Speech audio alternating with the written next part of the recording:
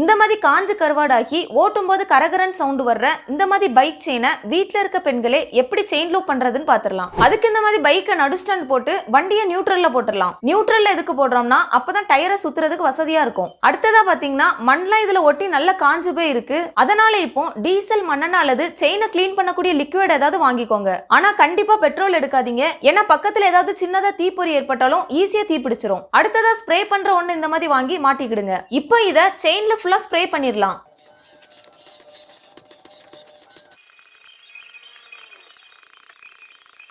அடுத்ததா பின்னாடி இருக்கிற இந்த பெரிய ஸ்ப்ராக்கெட்லயே ஸ்ப்ரே பண்ணிரலாம். அடுத்ததா கொஞ்சம் முன்னாடி வந்தீங்கன்னா இதுல ஒரு கவர் மாட்டிருக்கும். அந்த கவரை கழட்டிட்டு இந்த சின்ன ஸ்ப்ராக்கெட்லயே ஸ்ப்ரே அடிச்சிரலாம். அடுத்ததா இந்த மாதிரி ஆகாத பிரஷ் எடுத்து செயினோட 4 பக்கத்துலயும் நல்லா தேய்ச்சிரலாம்.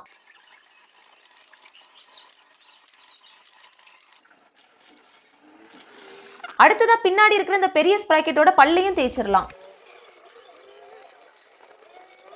அதே மாதிரி முன்னாடி இருக்கிற சின்ன ஸ்ப்ராக்கெட்டோட பல்லையும் தேய்ச்சிரலாம். இப்போ பாத்தீங்கன்னா முழுவதும் அருமையா தேய்ச்சாச்சு. கடைசியா மறுபடியும் ஒரு நேரம் ஸ்ப்ரே பண்ணிரலாம். இப்ப ஸ்ப்ரே பண்ணும்போது செயின்ல இருக்க அழுக்குலாம் அருமையா நீங்கிறத பார்க்க முடியுது. இந்த மாதிரியே ஃபுல்லாவே ஸ்ப்ரே பண்ணிரலாம்.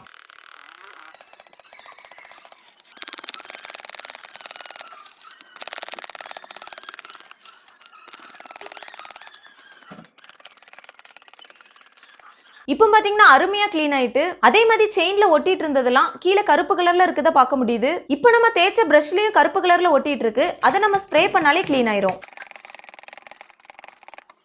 அடுத்ததா வீட்ல இருக்க மோட்டர் ஆன் பண்ணி தண்ணியை இந்த மாதிரி வேகமா செயின் ஸ்ப்ராக்கெட்ல அடிச்சு கிளீன் பண்ணிரலாம். அப்படி தண்ணி அடிக்கும் போது டயரை கொஞ்சம் கொஞ்சமா சுத்தி விட்டு அடிக்கணும்.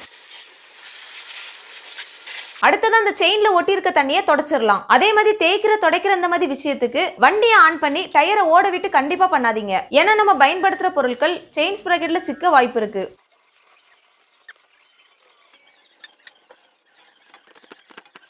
இனி இதை கொஞ்ச நேரம் நல்லா காய விட்டுருங்க. இப்போ பாத்தீங்கன்னா நல்லா காஞ்சிருச்சு. அடுத்தது அந்த மாதிரி செயின் லூப் ஒன்று வாங்கிருங்க. இது பாத்தீங்கன்னா கடையிலயும் கிடைக்குது, ஆன்லைன்லயும் கிடைக்குது. ஆனா இதுல என்ன கம்பெனி வாங்கணுங்கிறது உங்களோட தனிப்பட்ட விருப்பம். அதே மாதிரி புதுசா ஆயில் வாங்கியும் இந்த செயின்ல அப்ளை பண்ணலாம். இப்போ இதுல இருக்க டியூபை எடுத்து இதுல மாட்டி ஸ்ப்ரே பண்ணிடலாம். இப்போ இந்த செயின் லூப் ஸ்ப்ரேயை நடுசுல மட்டும் அடிக்க கூடாது, 2 சைட்லயும் படுற மாதிரியும் அடிக்கணும். அதே மாதிரி ஸ்ப்ரே பண்ணும்போது இந்த மாதிரி வண்டியை ஆன் பண்ணாமலும் ஸ்ப்ரே பண்ணலாம், அல்லது வண்டியை மொதல் கியர்ல போட்டு இந்த மாதிரி சுத்த விட்டும் அடிக்கலாம்.